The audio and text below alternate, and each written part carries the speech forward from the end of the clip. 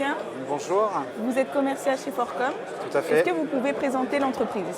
Oui, bien sûr. Alors, Forcom, c'est une entreprise qui a été créée donc, il y a plus de 10 ans, au début de l'ère des smartphones, avec notamment l'arrivée de l'iPhone, avec comme vocation déjà d'assurer des publications de différents contenus, magazines ou bandes dessinées par exemple, sur les stores, pour permettre à chaque possesseur de ses joujoux d'y avoir accès.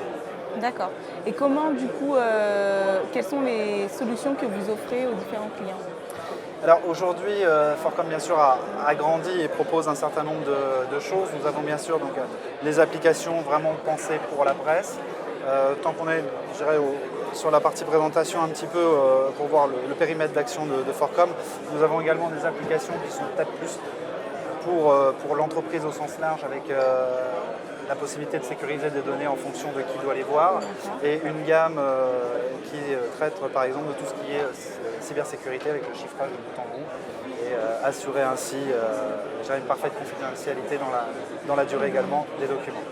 Mais du coup, ça veut dire, concernant la presse, Oui, vous offrez, du coup, vous créez l'application tout à fait.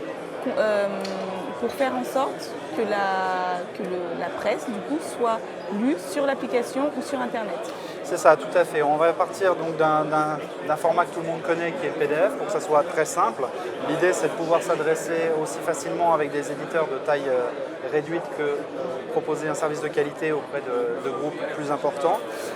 Et l'idée, grâce à ça, c'est tout simplement de développer la technologie qui va permettre à ces éditeurs de diffuser leurs magazines sur iPhone, iPad, des smartphones, tablettes, Android, également sur le web, le tout en quelques clics, en fait, puisqu'on va s'occuper d'absolument toutes les étapes. Et d'ailleurs, comment ça se passe si par exemple, moi je suis un client, je m'adresse à vous et je veux justement mettre en ligne ou mettre sur application mes données, enfin plutôt mon contenu web, mon contenu? Oui, alors ça va être très simple. On va vous assister pour la création du compte développeur. Le compte développeur est nécessaire pour indiquer au store que ce qui est dans l'application vous appartient. C'est nécessaire aussi si un jour vous voulez changer de prestataire, parce qu'on sait que ce n'est pas en vous tenant de cette façon-là que vous allez rester, mais plutôt sur la qualité du service et donc votre satisfaction. Et à partir de là, on va s'occuper d'absolument toutes les étapes pour développer une application à vos couleurs, à votre charte graphique, et surtout vous accompagner pour qu'elle obtienne les meilleurs résultats. Donc un certain nombre de formations sont prévues, de bonnes pratiques, les mots-clés, comment l'utiliser. En fait, ce sont des choses qui sont parfois simples, mais qu'on ne fait pas naturellement. Et si on ne les fait pas, forcément on n'a pas le résultat qui va avec. Voilà. Et une fois que tout est mis en place, effectivement, vous mettez votre document, et en un clic, vous l'avez sur donc les 3 plateformes qu'on a citées tout à l'heure, iOS, Android et le web. Et vous allez pouvoir rajouter un certain nombre d'enrichissements. Donc une partie peut se faire de manière automatique. Et une autre partie, on a encore besoin des humains pour savoir un petit peu ce que l'on veut faire. Donc ne serait-ce que pour réfléchir à ce qu'on veut faire. Voilà. Quels sont vos projets à long terme Alors, avec Forcom? Avec Forcom, déjà, sans parler de long terme, mais en parlant plutôt de court terme, voire de l'immédiat, nous avons ces dernières années réalisé un certain nombre de partenariats. Un des plus retentissants peut-être a été celui qui a été fait avec Prestalis. Prestalis, sous la marque Zins, diffuse nos applications donc sous un autre format économique, ce qui fait qu'on n'est pas en concurrence, mais auprès d'éditeurs qui peut-être ne pourraient pas, ou en tout cas qui ont besoin de cette formule-là. Donc un certain nombre de partenariats également, donc, avec des sociétés comme Trias pour le système éditorial, et là tout récemment avec la société TBS Blue pour tout ce qui est base abonnement. L'idée en fait globale, c'est de simplifier la vie et de l'éditeur et du lecteur.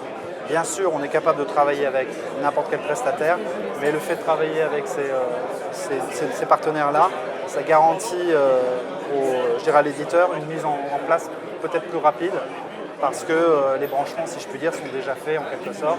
Et voilà, ça permet en un seul endroit d'avoir accès à l'intégralité des outils. Donc, et que je sois justement un petit éditeur ou un gros éditeur, je peux avoir accès à Forcom. Tout à fait. Je peux faire appel à vos services. Tout à fait. On démarre sur des investissements qui sont relativement faibles, puisqu'on va parler de approximativement 200 € peut-être par mois pour avoir accès à la totalité de la technologie. Voilà. Évidemment, après, c'est en fonction de la périodicité que le prix va varier, parce qu'effectivement, sur un quotidien, par exemple, on a un autre travail que pour une publication annuelle. C'est sûr. Mais voilà, effectivement, on est sur ce genre de choses. Et un point à ne pas oublier, c'est qu'on assure également un suivi statistique assez performant. Le but est de savoir ce qui se passe dans l'application pour pouvoir détecter ce qui est le plus intéressant, ce qui va être le plus utilisé pour réagir au mieux.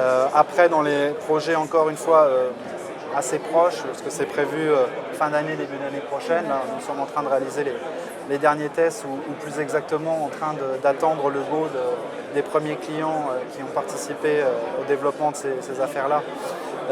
Donc on attend leur go pour des raisons évidentes. Hein. D'accord. Tout à fait.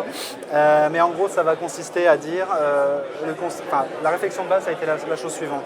Il y a 5 ans, par exemple, quand on téléchargeait une application, on vous demandait si vous vouliez les push. 3 personnes sur 4 disaient je veux les notifications. La moitié de ces gens étaient heureux d'en recevoir plein dans la journée. C'est vrai. Aujourd'hui, quand on télécharge une application, on dit non. C'est vrai. Voilà. On ne veut pas recevoir les push. On n'en veut pas. On veut simplement. Alors, on a fait 2 choses. La première, c'est de dire, ça c'est déjà en place, c'est de dire tout simplement, une fois que vous avez découvert le contenu, vous vous dites ah mais finalement j'aimerais bien activer les push, et là c'est le parcours du combattant. C'est sûr. Donc ce qu'on a fait, c'est dans l'application, vous avez une bannière très gentille qui vous dit tant que vous n'avez pas activé les push, qui vous rappelle que vous pouvez le faire, et à ce moment-là vous cliquez, c'est activé, c'est terminé. Et donc c'est mis en place. Et la deuxième chose, c'est de donner la motivation au lecteur de venir sur l'application autrement. Alors, pour une publication quotidienne, c'est peut-être moins intéressant, mais un trimestriel, par exemple, qui va sortir un contenu tous les 3 mois, eh bien, on va lui permettre, par différents procédés, lien web par exemple, ou des flux RSS, etc., de proposer des contenus de manière ponctuelle, quotidienne en fait, pour que le lecteur puisse avoir motivation à venir de lui-même. On déplace la motivation de cette façon-là, et donc le lecteur vient, il a toujours quelque chose, ça lui évite d'oublier l'application, parce que quand on ouvre une application tous les 3 mois, au bout d'un moment on se demande ce que c'est. Donc voilà, on donne cette motivation, et on fait les croisements avec les réseaux sociaux, de telle sorte que l'idée c'est de dire j'ai dans ma poche une application avec tout ce qui concerne mon magazine préféré, mon journal préféré, j'ai tout. Merci beaucoup. Avec plaisir. À bientôt.